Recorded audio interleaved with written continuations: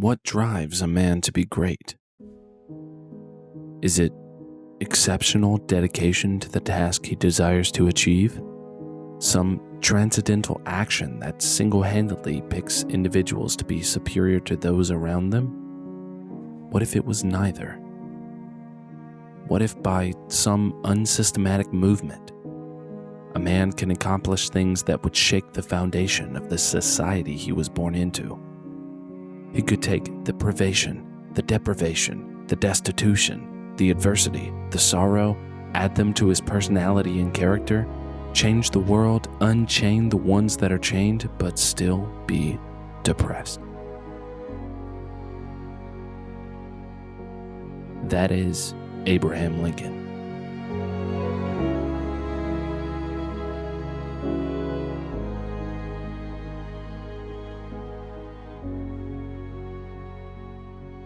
Honest Abe, the 16th President of the United States of America, the rail splitter, the great emancipator, whatever nickname you want to call him by, he's earned it wholeheartedly. Abraham's 56 years of life have been extensively documented, and his story has been echoed countless times throughout the years. It's been said that there are 16,000 books and articles on his life and 125 on the assassination alone. Millions of people have been enthralled by his legend and engrossed in his legacy, but still, there is a lack of mention, at least in my experience, of the melancholic life that was Abraham Lincoln's. There is one book, in my opinion, that stands above many of the others. It was massively influential in the making of this video and highlights many details in an abundantly concise collection of anecdotes, documentation, and stories that all have to do with Lincoln's melancholy. The book is appropriately named Lincoln's Melancholy: How Depression Challenged a President and Fueled His Greatness. If you are even slightly interested in American history, this book is worth the read, and you can learn so much not only about Abraham Lincoln, but also the psychology around why he may have acted the way that he did. Do keep in mind, though, that this book was published in 2005, so many of the conclusions that the author came to may not be completely accurate or backed up by current studies, but it's still an amazing retelling of Lincoln's life with so many ties to comments and personal tales about the people who actually knew him closely. I'm confident enough to deem him the most depressed president because I don't think there is any other president in history who has so much documentation on their dejection. It's so consistent through the literature. That's why I find it so odd that it's not brought up more often. How can a man who had such a troubled and saddening life not have that life represented correctly when speaking about him? Perhaps it's not relevant to his achievements. In the history books, they are more interested in recalling the things he's done for the country and society at large rather than documenting his turmoil and struggles. I wish this wasn't the case. You can find inspiration and influence everywhere. If there was anyone you could take a substantial amount of influence from and be better off than you were before, it would be Abraham Lincoln.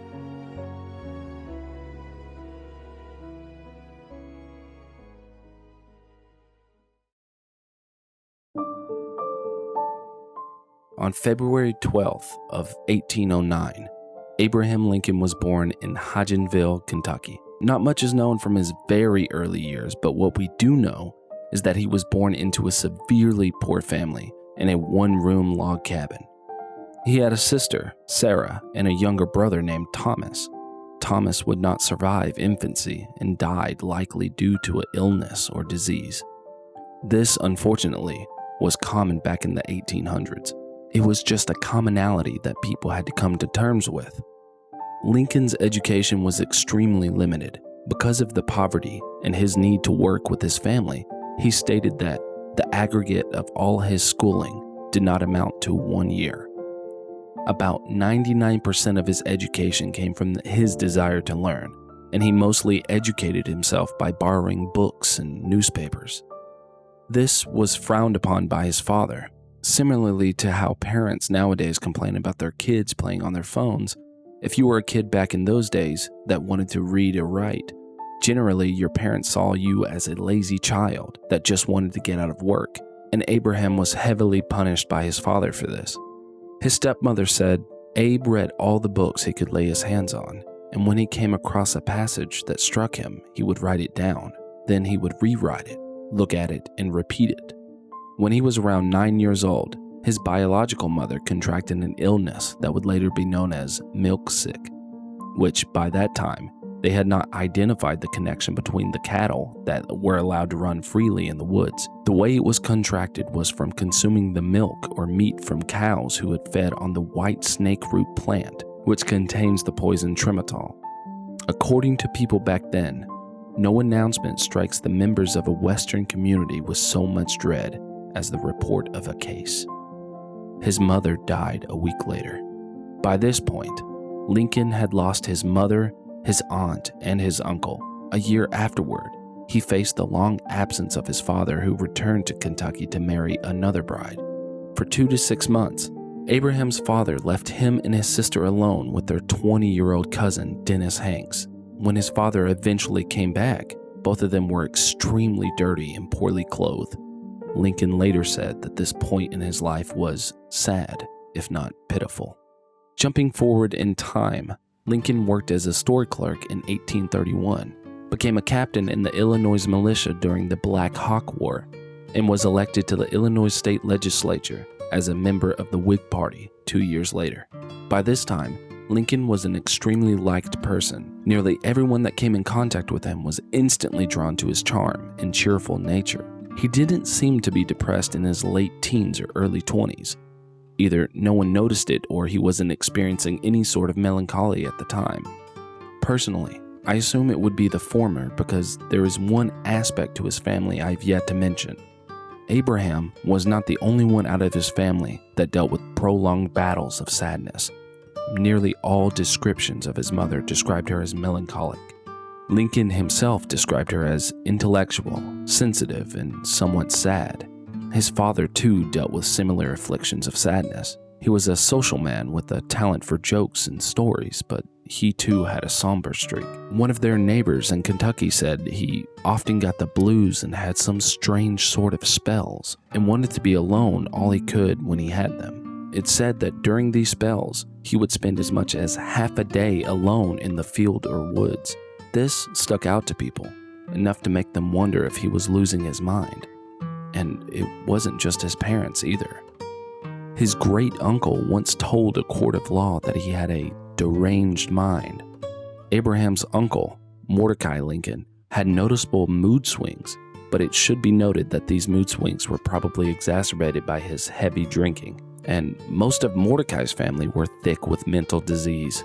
All 3 of his sons were considered melancholy men. So it's fair to say that Lincoln was predisposed to be melancholic in his life. Even if he had not experienced the things he had experienced, he probably still would have struggled deeply with depression and sadness. Despite Lincoln in 1834 having a lot of friends and acquaintances who really enjoyed his company and loved having him around, people began to notice cracks in his cheerful nature. Lincoln, at one point, helped at a hospital that was treating an epidemic that they were calling bilious fever. He helped tend to the sick, build coffins for the dead, and assist in burials. Despite the fact that he was suffering himself with the chills and fever on alternate days, he most likely suffered mentally as well. He had to witness even more death and despair. Around this time, Lincoln was friends with a family of the name Rutledge. One of them, named Anna Mays Rutledge, had befriended Abraham, and they were really close. However, she too contracted the bilious fever and was another one of the people Abraham had to watch die. This affected him deeply. Henry McHenry, who was well acquainted with Abraham, said, "After the event, he seemed quite changed. He seemed retired and loved solitude. He seemed wrapped in profound thought, indifferent to transpiring events, had but little to say, but would take his gun and wander in the woods himself, away from the association of even those he most esteemed. This gloom seemed to deepen for some time, so as to give anxiety to his friends in regard to his mind." What he is referring to is the fact that even his own friends had to keep a deep eye on him for fear of what he would do to himself if he had enough time alone. One of Abraham's tutors said that he told me he felt like committing suicide often. and a quote from one of his friends was, "Mr. Lincoln's friends were compelled to keep watch and ward over Mr. Lincoln, he being from the sudden shock somewhat temporarily deranged. We watched during storm fogs, damp, gloomy weather, for fear of an accident." This was Abraham's first documented mental breakdown. The weight of the world and every hardship it had to offer him laid flat on his shoulders, and there was no one there to help lift the weight. He had to muster up his strength and carry himself through the harsh reality, and that's what he did. In 1837, Lincoln left New Salem and went to Springfield, Illinois. He was 28 at this point and had a law license. He also had an invitation to join the practice of John Todd Stewart, one of the state's eminent attorneys. There, Lincoln met a man by the name of Joshua Fry Speed, who would become one of his closest friends. Speed was working at a shop at the time, and Lincoln entered with saddlebags that had been carried by his horse. These bags contained everything that Lincoln owned. He sat them down as he approached the counter and told Speed that he needed to know the price of furniture for a single bed. When Speed told him the price, Lincoln said he couldn't afford it, to which Speed replied he could pay it on credit. Lincoln sadly responded, "I'd only be able to pay you if my experiment here as a lawyer is a success. If I fail in this, I do not know that I can ever pay you." Speed later recalled, "I never saw so gloomy and melancholy a face." This same line was said countless times. It's hard to express how many times there were people who said that just the look on Abraham's face was the most sorrowful face they had ever seen. When people passed by him or had any sort of contact with him around this time, the sadness was radiating off of him. It was impossible not to notice. Things like depression, anxiety, and other mental afflictions were viewed as a weakness and temperament that was inherited and could not be changed. The understanding and perception of depression was significantly different, and the conceptual framework used to describe mental health issues were vastly unlike contemporary language. Some people viewed depression as a moral failing or lack of religious faith. To see someone of Abraham's stature, being 6 foot 4 inches, moving around with such noticeable melancholy was looked down upon, if not judged. Some said his melancholy dripped from him as he walked. He often wept in public and recited poetry. However, those around him still pushed for his success. They didn't let the dark side of his nature completely tarnish his reputation for them. Orville Hickman Browning, who was an attorney in Illinois, said, "Mr. Lincoln believed that there was predestined work for him in the world.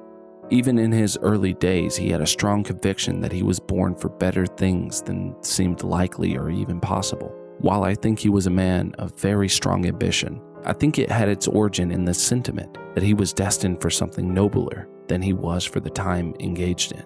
It was because of his remarkable ambition that people didn't just view him as a deranged man and leave him in the dust. Every time he had these long bouts of sadness and depression, he knew he had work to do.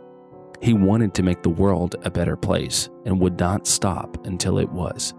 However, he was still the most depressed president we have ever seen in history." Thank you for watching.